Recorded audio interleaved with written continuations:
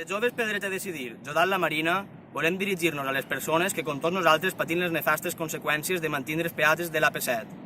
I es volem dirigir des de l'epicentre d'un dels trams on es concentren els majors trams d'accidents de tota la Nacional 332 perquè pensem que l'alliberament de l'AP7 va més enllà del factor econòmic i arriba a posar en perill les nostres vides, ja que aquest tindria com a conseqüència una disminució del trànsit de la Nacional 332 i, per tant, un menor nombre d'accidents, ferits i morts a les carreteres que creuen els nostres pobles.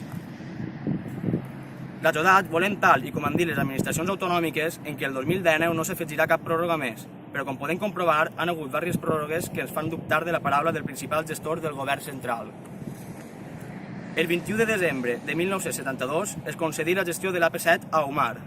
La concessió, després de renovacions de la UCD, PSOE i PP, acaba el 2019. Però l'empresa vol seguir renovant-la per seguir guanyant diners a costa de les persones que vivim a zones poc i mal comunicades, com la Marina.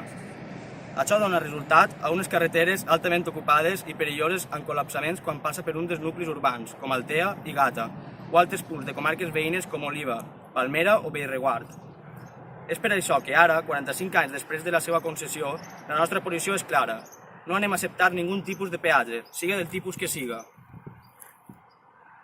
Joves pel dret a decidir seguim treballant per fer realitzar l'alliberament de l'AP7 i volem sentir la veu de les administracions locals implicades.